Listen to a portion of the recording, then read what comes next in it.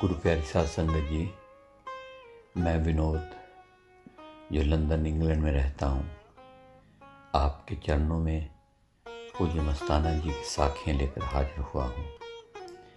आज हम जिन जिन साखियों की यहाँ चर्चा करेंगे उनकी तफसील कुछ इस तरह है। साखी नंबर 1, केलनिया गांव में नज़ारे। साखी नंबर 2, जोड़ों में काल। साखी नंबर 3, रामचंद धोती। साखी नंबर 4, सेवा मांगी। साखी नंबर 5, हरनाम की माँ का मुँह। साखी नंबर 6, मैं तुलदी पई हाँ। साखी नंबर 1, केलनिया गांव में नज़ारे। श्री बीरबल जासूस देखने के बहाने डेरा सच्चा सौदा आया तो पहले ही दिन स्वयं पकड़ा गया। रब्बी मौज, इलाही ताकत, शहनशाही प्यार भरी दृष्टि प्राप्त की और सारे गांव में आकर बताया कि परमेश्वरीय मौज ने उसे भी अंदर से पकड़ लिया है। फिर श्री कविराज केलनिया गांव में ऊंट पर सब्जी बेचने जाता और भजन सुनाता। जब इस गांव वालों ने सतगुरु अपरंपार दातार पिता सतगुरु जी से गांव में सत्संग फरमाने की प्रार्थना की, जो बाद में स्वीकार हुई। जब इस गांव में पधारे तो बारिश इतनी जोर से आई कि बस कमाल हो गया। लेकिन संगतें कहाँ रुकने वाली थी। घनघोर वर्षा, बर्फीली सर्दियों में भी सत्संग चलता रहा। अपरंपार बख्शनहार सोने मुर्शद मस्ताना शाह जी फरमाए, देखो भाई संगत का प्रेम, कोई सर्दी मी से भी नहीं डरता। 20,000 के लगभग संगत थी। सारे गांव में खुशी की लहर दौड़ी हुई थी, क्यों जो खुशियों के आलम निरंकार जी पधारे हुए थे। रात को बारिश के कारण छत चोने लगी। जिस कमरे में शहनशाहों के शहनशाही जी विराजमान थे, एक प्रेमी छत के टूटने के कारण साईं सतगुरु जी के सामने आ गिरा। किसी प्रकार की चोट न आई। निरंकार समर्थ मस्ताना शाह सोने डाढ़े पे परवाजी फरमाए, सूली से सूल हुआ है। प्रेम मस्ती में लोग चूर चूर हो रहे थे। नींद का कचूमर निकाल दिया गया था। दिन बीत गया, रात बीत गई, फिर दिन निकला। जब सतपुरुष मस्ताना शाह बलूचिस्तानी अकाल मूर्त जी जंगल जाने लगे तो प्रेमियों ने पीछा किया। ये देखकर सच्चे मुर्शद हाजिर नाजिर जिंदाराम जी फरमाए, बोलो भाई, कोई टट्टी पेशाब भी नहीं करने देता। इस गांव में श्री बुल्लो की मस्तानियों से शादी करवाई और कविराज को 600 मस्ताने का खिताब बख्शा। नारों की मीठी आवाज़ें गूंजती तो ऐसे लगता कि कोई स्वर्ग से अधिक सुंदर स्थान पर आ गए हैं। अकाल मूरत 84 काटने वाले मौला जी फरमाए, आगे सतगुरु के बंदी खाने हैं तो नूर पर दर्शन नहीं देते। काल की पुलिस के हाथ न देंगे, पर गिल्ले कंडों पर साड़ेंगे। जब मन नाम नहीं जपता, साकत हो जाता है तो बंदी खाने में रहना पड़ता है। ऊपर एक पेड़ पर 2-2 मील लंबी टहनियाँ हैं, उत्थे 2-2 मन के आम है। वो आम कब खाओगे, जिसके नसीब में सतगुरु बख्शे। साखी जोड़ों में काल। डेरे में संगत अपने जूते अपने साथ रखते। वहाँ देरी नहीं होती थी। प्रेम में मगन दीवानों की तरह अपने कपड़ों के बिना परवाह किए ही सत्संग सुनते, मस्तियाँ प्राप्त करते।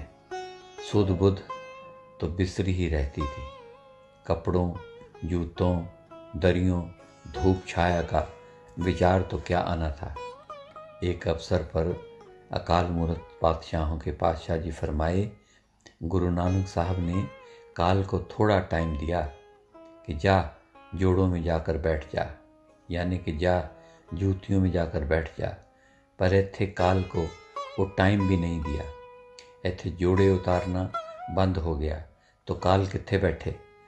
जिंदा राम सतगुरु के पीरों के पीर साईं जी ने जोड़े रखने या वापस लेने का समय, खलबली शोर हलचल का जो काल रूप धारता था, वो भी समय न दिया और यह कमाल ही कर दिया। साखी रामचंद दोदी। सिरसा का गरीब दोदी रामचंद थेड़ बुर्ज पर रहता था। जब पता चला कि अलमस्त मौज प्रकट हुई है तो सोचा कि डेरे में नहीं जाऊंगा, पूरा गुरु है तो अपने आप बुलाए। उसकी पत्नी व लड़कियां चली गईं। पत्नी तो वापस आ गई लेकिन लड़कियां वापस ना आईं। अब वे अकेली कैसे आईं?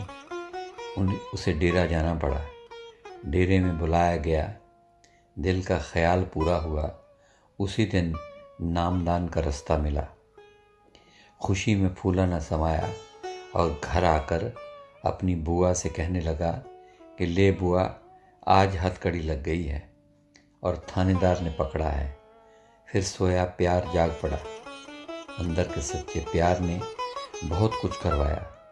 प्यार के दीनों के दाता, कृपालु दयालु सोने मनमोने सतगुरु जी को घर चरण डालने के लिए प्रार्थना की, जो बाद में स्वीकार हुई। वह खुशी की दौलत जो अमीरों रईसों के नसीब में न आई, गरीब दोदी को प्राप्त हुई। उसकी पत्नी बहुत ही भोली भाली गरीब दिल की थी।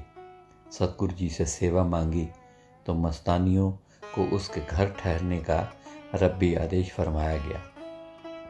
हर रोज़ मजलिस होती और शहर में जुलूस निकाले जाते।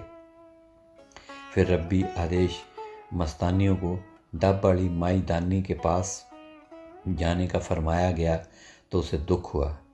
निरंकार मस्त मौला मस्ताना शाह बलोचिस्तानी जी फरमाए, बीबी ये बागड़ के छोरे हैं, ये तेरे काम के नहीं। जब उसका दोता बीमार हुआ तो डेरा लेकर आए। रब्बी हुक्म फरमाया गया, लड़के को कैसे गुम करो। सब घबरा गए कि ये नहीं बचेगा। सिर एक तरफ और धड़ दूसरी तरफ हो गया। कृपालु दयालु कृपानिधान सतगुरु मस्ताना शाह जी ने दया कर दवाई देने का आदेश फरमाया तो श्री धुनीदास ने बधाई दी कि रब्बी हुक्म के अनुसार मरे लड़के को दोबारा जन्म बख्शा गया है। साखी सेवा मांगी। श्री दौलत राम थेड़ पर रहता था। थेड़ को निरंकार अलमस्त मौला सतगुरु जी बुर्ज का हक कहते थे और यही कहकर फरमाया करते थे, इस बुर्ज पर जो प्यार दिया है वह हवेली कोठियों वाले को प्राप्त न हो सका। इसी बुर्ज के दौलत राम कपड़े की फेरी गांव में लगाया करता था। पहली बार जब श्री सूबा राम के साथ गया तो फुल्लियों का प्रसाद प्राप्त हुआ। श्री दौलत राम को फुल्लियाँ नहीं मिली थी, वो दौलत मिली जो रूहानियत के अनलब अनमोल वस्तु थी। सच्ची दौलत मिली। सच्चा दौलत राम बना दिया गया। फिफाना में कपड़ा सतगुरु जी ने खरीदा और संगत में लुटा दिया। 13 प्रेमियों को कबड्डी खिलाई और सोने का डॉलर व 13 तोले चांदी दी। सोना श्री दौलत राम ने रखा व चांदी श्री खेमचंद ने। बाकियों को पैसा दिया गया। उसके पुत्र के चोला का कपड़ा दिया गया। सोने का डॉलर और चोला भली प्रकार रखा गया है। एक चारपाई भी मिली। बहुत प्यार बख्शा। श्री दौलत राम की पत्नी भोले स्वभाव में डेरा में साईं सतगुरु जी को लंगर की सेवा के लिए कह बैठी, जो कि स्वीकार हुई। वापस खुशी में लोटपोट हो गई, परंतु डर और दुख भी आया। क्यों? जो पति से न पूछा था, गरीबी थी। इन्हीं विचारों में खोई रही। जब देर रात पति आया, वह साथ में हरे चने भी गांव से लाया था। सतगुरु साईं जी ने सब्जी का प्रबंध किया। श्री दौलत राम को लंगर का पता चला और कहने लगा कि सतगुरु कमाल का मिला है। खुशी चढ़ गई। 100 रुपये का नोट खो गया था, जो सतगुरु जी की कृपा से मिल गया तो लंगर तैयार हुआ। विश्वास आ गया कि जीव कुछ नहीं करता। सतगुरु सतपुरख मस्ताना शाह जी स्वयं सब काम करते हैं। उसके पुत्र का नाम गंगाराम रखा गया। अनेकों अवसरों पर प्यार व खुशी मिली। यह सतगुरु साईं जी की अपनी ही दात थी। साखी हरनाम सिंह की माँ का मोह। श्री देसराज 10वीं में पढ़ता था। किताबें दुकान पर रखकर हर रोज़ सच्चा सौदा दरबार में चला जाता। ऐसा होता देखकर माँ कहती, तेरा बाप नहीं है, तू पढ़ाई कर, सच्चा सौदा में क्या लेगा। सब रिश्तेदारों ने रोका, परंतु जो प्यार, इश्क, नशा साईं निरंकार अकाल मूरत मस्ताना शाह बलोचिस्तानी जी के चरणों में प्राप्त हुआ, उसकी बराबरी दुनिया की कोई वस्तु न कर सकती थी। शहनशाहों के शहनशाह जी के चरणों में शिकायत की तो नूरी रसना से फरमाए, इसकी माँ चंडालनी है जो सच्चा सौदा नहीं आने देती। उसी समय श्री देसराज को बुलवाया और पूछा, तेरी माँ आई है, तेरी की सलाह है। छोटे बच्चे को क्या पता था। अंदर ताकत देखकर उससे कहलवाया कि रिश्तेदारियां तो ख़त्म हुई। जब ये बात सुनी तो माँ, रिश्तेदार, पड़ोसी, साधु, प्रेमी सब हैरान हुए। माँ का मोह और अधिक हो गया। घर में हर समय रोती रहती, सबसे झगड़ा करती। श्री देसराज डेरा में रहने लगा। पढ़ाई ख़त्म, अमीरी ख़त्म, रिश्तेदारी ख़त्म। शहनशाहों के शहनशाह जिंदाराम मस्ताना शाह मस्तानी मौज मुर्शद जी फरमाते, असी नाम रस्ता देकर नंग मलांग बना देते हैं। वही हाल श्री देसराज का हुआ, परंतु जो दौलत नाम रस्ता वाली दी गई, उसकी बराबरी त्रिलोक की सारी दौलत नहीं कर सकती। माँ का जलता हुआ मोह उसे बार बार पुत्र के प्यार में डेरा ले जाता। एक दिन 84 कटवाने वाले नूरानी मौला सतगुरु जी फरमाए, अड़े मैनेजर 500 रुपये ला, लड़के को दे, असी अचार पाना है, ले जाओ इसे घर। श्री देसराज माँ से बोला कि चाहे रो या ना, घर नहीं जाऊंगा। माँ रो धोकर वापस चली गई। बीबियाँ माँ से कहने लगी, 500 रुपये में लड़का दे आई है। जब मौजपुरा सत्संग था तो श्री देसराज माँ के पास आया और कहने लगा कि साईं सतगुरु मिठले बाबा जी से कहो कि तेरा है, तुझे दिया। यह सब खेल एक पवित्र रब्बी दृष्टि, मीठी अलमस्त दृष्टि का था। माँ रो पड़ी। बेटा वापस चला गया। माँ सोचती रही कि मौजपुरा में सत्संग के बाद साईं निरंकार सतगुरु जी से कहेगी कि छोटे पुत्र सेवा कर देने मेरा क्या बनेगा, मेरा क्या होगा। और रात दिन यही सबक पकाती रही। बहुत जोश था। जब मौजपुरा में सत्संग आया तो 40-50 हज़ार के लगभग संगत थी। उसके सामने लाउड स्पीकर आया तो कांप गई। बीबियों ने पकड़ कर उठाया। सतगुरु पातशाहों के पातशाह जी की नूरी दृष्टि पड़ी और उसे बोलने का साहस आ गया। पकाया हुआ सबक भूल गई। उस पर कोई जादू हो चुका था। लाउड स्पीकर में ऊंचे स्वर में बोल उठी, मेरी झूठी गोदी, तेरी सच्ची गोदी, मेरे साईं जी अपनी गोद में ले लो जी। जब बैठी तो सोचा कि वह क्या कह बैठी है, परंतु अब क्या हो सकता था। अपरंपार परम संतों को भेजने वाले मस्ताना शाह साईं जी फरमाए, आ गई सीधे रास्ते पर। श्री देसराज को कुर्ता पजामा और पगड़ी दी और साधु बनाया और नाम बदल कर ध्रुव रखा।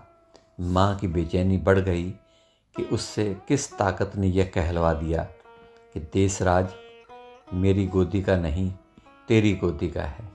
माँ की गोद से सच्ची गोद किसकी हो सकती है। 1 महीने के बाद जब वह घर आया तो उसने रब्बी आदेश के अनुसार कागज पर दस्तखत करने के लिए कहा। क्यों, अभी मोह की दीवार न टूटी थी। माँ ने इनकार कर दिया। बेटे को मक्खन लस्सी दी और बेटे ने कहा कि ये तो जहर है। माँ ने कहा, तेरी शादी करूँगी, तो बेटे ने कहा कि मेरी शादी तो हो चुकी है।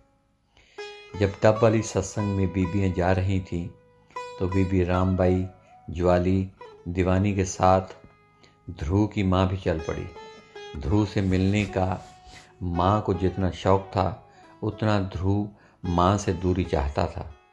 सच्चे स्वामी बख्शनहार 84 काटने वाले हाजिर नाजिर जिंदा राम जी ने माँ को मिठाई दी और गंगानगर साथ चलने की फरमाया। सारी संगत रेल द्वारा गूंजती प्यारी मीठी नारों की आवाज़ों के साथ गंगानगर पहुंची। बिल्ले कुत्ते सूअर खाने वाले जब प्रेमी बन गए तो नारे लगाते, बिल्ले सूअर छुड़ाने वाले तेरा ही आसरा। खुशी मस्ती प्यार के नशे में जब नारायण सिंह चक पहुँचे, वहाँ श्री दादू के साथ अपने बेटे को देखा तो खुशी में फूली न समाई। दिल में सोचती रही कि बेटे को 2 रुपए देगी। और जब निरंकार पातशाह जी के पेश हुए तो बब्बर शेर सी दहाड़ती हुई आवाज़ में दीनों के दाते साधुओं को लानतें पड़ी, कुत्ता जा, तेरी माँ आई, इधर नहीं रखेंगे। सत्संग हुआ लेकिन माँ दुखी हो चुकी थी। सोचा कि बेटा भूखा है, सब ने लंगर खाया है, चाय पी है। श्री दादू ने माँ को ढाढ़स बंधाया और देसराज की माँ को कहा कि पूज्य मस्ताना जी आवी के भांडे की तरह पका रहे हैं। थोड़े समय के बाद देखा तो अपरंपार पातशाहों के पातशाह ने उन दोनों को पूरा मतीरा खाने का दिया, फिर लंगर खिलाया। फिर नूरी रसना से फरमाए, पुट्टर डेरा खाली न छोड़ो, आधे शनिवार आओ, आधे एतवार आओ। हाजिर नाजिर शब्द स्वरूपी जिंदा राम जी ने सब प्रेमियों को वापस जाने की सलाह पूछी तो सब ने वहीं रहने की प्रार्थना की। साईं अविनाशी सतगुरु जी फरमाए, अपना काम करके खाना खाना पड़ेगा। सब ने लड़कियों की सेवा के बारे में सोचा। जब गंगानगर सब पहुँचे तो बीबियों को सेवा करने के लिए वहाँ के प्रेमियों का निराला चाव था। उन्होंने खीर और मिठाइयों से सेवा की। 10 दिन बीते। सब सतगुरु निराले अनोखे अनूठे न्यारे खेल खिलाड़ी मस्ताना शाह जी के पास आ गए। माँ ने सोचा कि हरनाम को 2 रुपए देगी। उसी समय देखा तो बब्बर शेर की दहाड़ती गूंजती आवाज़ में सुनाई दिया, हरनाम तेरी माँ आई है, इसके साथ चला जा। बेटे का नाम ध्रुव से हरनाम रखा गया था। सुनकर रोना आ गया। वापस जाते समय 2 रुपए के बदले गलती में 5 रुपए का नोट दिया। सिरसा पहुंची तो ध्यान बेटे की तरफ जाता। सिरसा दरबार में निरंकार अंदर वाले प्रगट मौला जी ने श्री बेअंत को बुलाकर फरमाया, हरनाम को ले जाओ, तू पेंट कोट पहनता है, उसका दिल नहीं करता। श्री हरनाम बहुत रोया। फिर रब्बी दरबार में माँ की पेशी हुई। पूछा कि उसने 5 रुपए क्यों दिए। मन मांगे मिठाई तो दोबारा कौन देगा। कहीं चला जाता, कुछ कर बैठता तो कौन जिम्मेवार होता। बोल, अब बोले कौन। अपरंपार बेपरवाह दाताजी दिल्ली पधारे तो बीबियों ने पीछा किया। हरनाम की माँ भी गई। वहाँ दिल्ली घूमे तो बड़ी लानतें पड़ी। श्री हौलासी राम के घर हलवे पूड़ी खीर का लंगर बना था। बावरिया संगत ने उसे एक जानवर गो को हाथ में लगाने के लिए कहा। लकड़ी समझकर उसने लगा दिया। गो हिली तो वह डर गई। प्रेम ने कहा कि जो उसे नाम मिला है वह तो मिट गया है। वह रोने लगी। सारी बात सतपुरख सोने मस्ताना शाह बलोचिस्तानी मनमोने नूरीपुर मुर्शद जी से कही तो अनूठे खेल खिलाड़ी सतगुरु जी फरमाए, नाम नहीं जाएगा, तू तो सचखंड पहुंच गई है, तूड़ तेरे मुंह में तक न लगे। माँ का प्यार कितना गहरा होता है। एक बार सेवा चल रही थी, 3 बज गए। कल दोपहर का सब ने लंगर खाया था। माँ का ध्यान बेटे की भूख की तरफ गया। सतगुरु साईं मस्ताना शाह जी पधारे। ईंट न उठाने के बहाने श्री हरनाम को बाहर निकाल दिया गया। माँ बेचारी देखती रही। सबको लंगर बांटा। बेटा तो रह ही गया। हाय मेरा बेटा, हाय मेरा बेटा। श्री रोशन को मार पड़ी तो श्री हरनाम को भी चोटें आईं। दोनों डेरा से निकाले गए। बहाना बनाया कि वे गिर गए थे। चोट इतनी गहरी थी कि घर आना पड़ा, परंतु घर के अंदर न गए। बाहर चारपाई पर ही लेटकर टकोरें की। जब सभी संबंधियों को यह पता चला तो कहने लगे कि थाने में जाकर पर्चा कटवाएंगे। बच्चों को प्यार और इश्क की किरण से कोई दुख न था। बाजू सूजे हुए थे, परंतु फिर भी डेरा के लिए चल पड़े। कहते गए, तुम पर्चा कटवाओ, हम कहेंगे हमें तो किसी ने मारा ही नहीं। माँ बेटे को डेरा देखने के लिए आई तो बेटा अच्छा भला सेवा करता दिखाई दिया।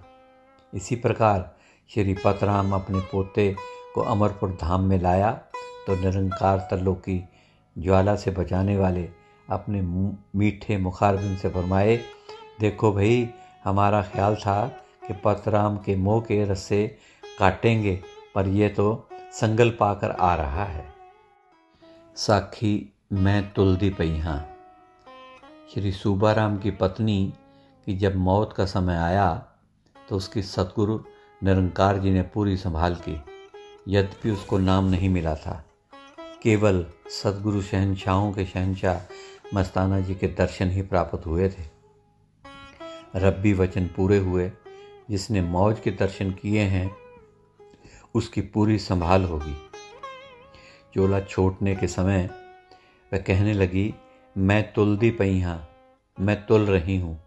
जब उसे अस्पताल ले जाने लगे तो कहने लगी, निगरों के पास ना लेके जाओ। घर डॉक्टर आया तो कहने लगी, ठंडी थी, अब जलने लगी हूँ। डॉक्टर हैरान हुआ, उसके अंदर की आँख खुल चुकी थी। निरंकार सतगुरु जी के अंदर नूरी दर्शन कर रही थी। डेरा में अकाल मूरत प्यारे न्यारे मुर्शद जी ने सूबा को घर भेजा। उसकी पत्नी कहने लगी, वे वीरा, दान पुण्य सच्चा सौदा करना, डेरा ना छोड़ना। फिर ऊंचे स्वर में कहने लगी, मैं तुलदी पई हाँ, पार बराबर हो गया है।